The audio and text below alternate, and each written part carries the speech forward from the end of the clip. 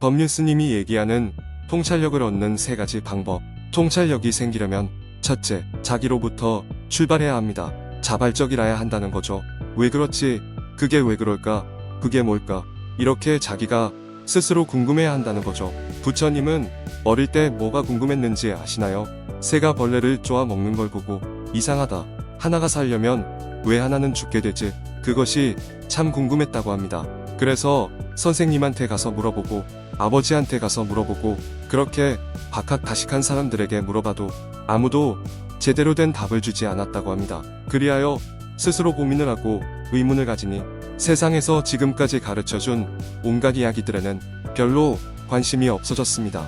그렇게 문제의식을 갖기 시작하니 사람이 늙는 걸 보고 왜 늙지? 늙으면 왜 저렇게 되지? 병든 걸 보고 왜 병들지? 죽는 걸 보고 왜 죽지? 죽으면 어떻게 되지? 늙고 병들고 죽는 것도 다 의문이에요. 이렇게 해서 왕이 되는 것도 의미가 없어졌습니다. 그래서 왕위를 버리고 출가를 해서 수행을 했고 수행하면서 많은 스승들에게 배웠지만 궁극적인 이 질문에 대해서 알려줄 수 있는 사람은 없었죠. 그래서 스스로 탐구를 했고 결국은 깨달음을 얻었다는 거예요. 그러니까 첫째, 자발적이라야 한다는 거죠. 그런데 오늘날 학교 교육은 자발적이지 못합니다. 그래서 학교 교육만으로는 지혜가 안 생깁니다. 지식만 복잡하게 쌓여서 머릿속이 어지럽게 되는 겁니다. 두 번째, 자기가 자발적으로 의문을 가진 것을 집요하게 탐구를 해야 합니다. 이것을 집중이라 합니다. 이것이 불교에서 말하는 선정이에요. 집요하게 탐구를 해야 하는 거죠. 그러면 세 번째 일어나는 현상이 뭐냐면 어느 순간에 전모가 확 보인다는 거죠. 전모라는 것은 이거니 저거니 불분명한 게 아니라 이것 저것을 넘어서서 전체의 상황이 확 보이게 됩니다. 전체의 모습이 확 보이는 것을 통찰력이라고 그래요. 그 통찰력, 그것을 우리가 지혜라 그러지요. 이것은 지식과 성격이 다릅니다. 옛날식으로 말하면 논리가 터졌다 이렇게 말합니다.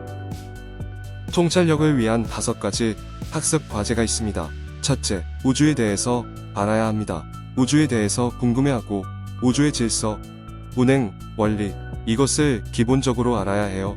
학벌 직업과 아무 관계없이 말이죠. 그리고 이 물질 세계의 기본 구성이 되는 분자, 원자, 소립자, 쿼크까지 이 구성에 대해서 알아야 해요. 그래서 물질 세계에 대한 기본적인 원리를 알아야 합니다. 우주와 같은 거시 세계에 대해서 아는 거나 미시 세계를 아는 거나 사실은 똑같습니다. 두 번째, 생명 세계에 대해서 알아야 해요. 지구가 탄생한 이후에 생명이 어떻게 진화해왔는가, 생명의 원리가 뭔가, 이거에 대한 기본 이해를 해야 해요. 세 번째, 인류 문화사에 대한 공부를 해야 합니다. 인류 문명이라는 것이 인류종이 나오고 그 뒤에 문명이 어떻게 흘러와서 여기까지 오게 됐는가, 왜 이렇게 문명이 그 중심에서 오히려 지속되지 못하고 문명이 몰락하면 반드시 그 변방에서 또 새로운 문명이 일어나는가, 이런 식으로 공부해서 종합적인 문명적 사관을 가져야 합니다. 네 번째, 역사를 공부해야 해요. 역사도 그냥 외우는 게 아니라 역사의 흐름이 어떻게 돼 있느냐를 알아야 해요. 오늘날의 대한민국에서부터 대한제국, 그리고 단군조선, 배달국까지 6000년의 역사가 한 번에 딱 꿰어져야 합니다. 우리는 반도 사람이 아니라 우리 역사의 중심이 대륙이었구나를 깨닫고 이 시대의 최대의 과제는 통일이라는 것을 알아야 합니다. 젊은이들이 그런 공부를 제대로 할 수 있는 책이 필요합니다.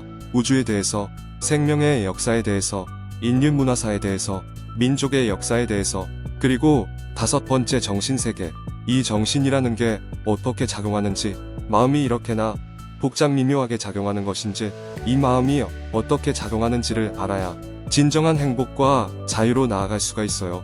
이런 거에 대해서 가르치는 게 진짜 공부지, 다른 얘기는 공부라고 할 것도 없습니다. 법률 스님의 일침을 듣고 나면 많은 반성을 하게 됩니다. 공부라는 것은 스스로 해야 하는 것이며 단순한 지식을 주입하는 것이 아니라는 것을 알 수 있습니다. 처음부터 어렵게 생각하지 말고 주변에서부터 궁금한 점들을 찾아가며 좋은 질문을 하는 습관부터 가져가면 어떨까요? 지엽적인 것이 아닌 보다 근본적이고 실천을 이끌어낼 수 있게 말이죠. 감사합니다.